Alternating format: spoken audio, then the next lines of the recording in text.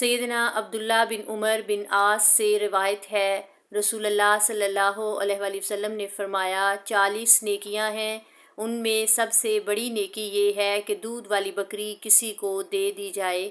جو آدمی ثواب کی امید رکھتے ہوئے اور وعدہ کی ہوئی چیز کی تصدیق کرتے ہوئے ان 40 میں سے ایک نیکی بھی سر انجام دے گا تو اللہ تعالیٰ اسے جنت میں داخل کرے گا۔ مسند احمد 3598۔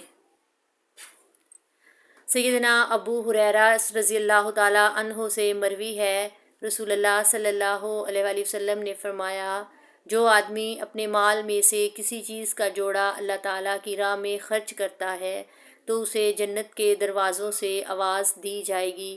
جنت کے کئی دروازے ہیں۔ جو آدمی نمازی ہوگا اسے باب الصلاۃ سے بلایا جائے گا۔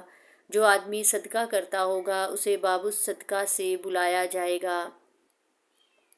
جو آدمی جہاد کرتا ہوگا اسے باب الجہاد سے بلایا جائے گا، اور جو آدمی روزہ رکھتا ہوگا اسے باب الریان سے بلایا جائے گا۔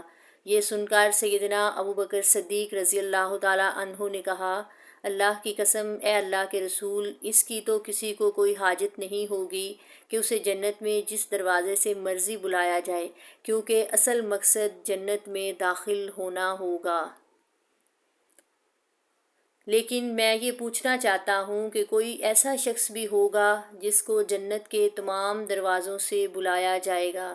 اے اللہ کے رسول صلی اللہ علیہ وآلہ وسلم نے فرمایا، جی ہاں، اور مجھے امید ہے کہ تم بھی انہی میں سے ایک ہوگے۔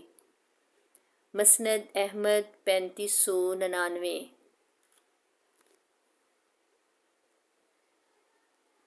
سیدنا ابو ہریرہ رضی اللہ تعالیٰ عنہ سے یہ روایت ہے، رسول اللہ صلی اللہ علیہ وآلہ وسلم نے فرمایا، جو آدمی کسی چیز کا جوڑا اللہ کی راہ میں خرچ کرے گا اسے جنت کے دربان یوں آواز دیں گے، اے مسلمان، یہ دروازہ بہتر ہے، ادھر آ جاؤ۔ مسند احمد 3600۔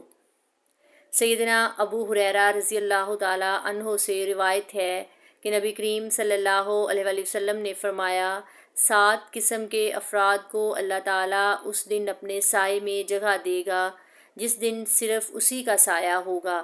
عادل حکمران، وہ نوجوان جو جوانی کے عالم میں اللہ تعالیٰ کی عبادت کرے، وہ آدمی جس کا دل مسجد کے ساتھ لگا رہے، وہ 2 آدمی جنہوں نے اللہ تعالیٰ کے لیے ایک دوسرے سے محبت کی ہے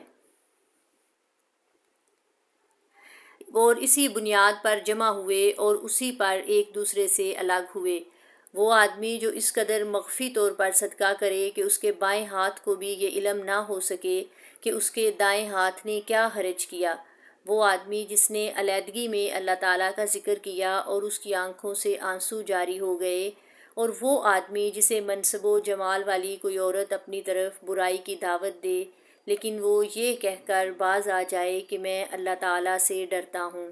مسند احمد 3631۔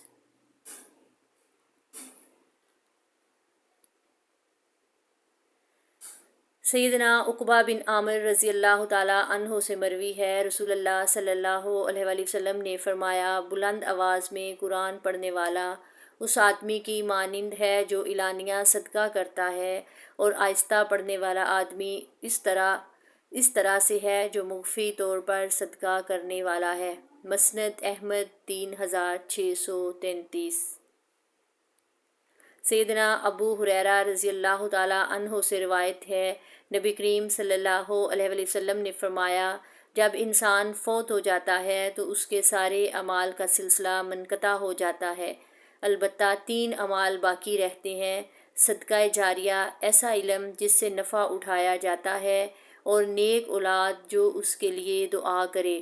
مسند احمد 3634۔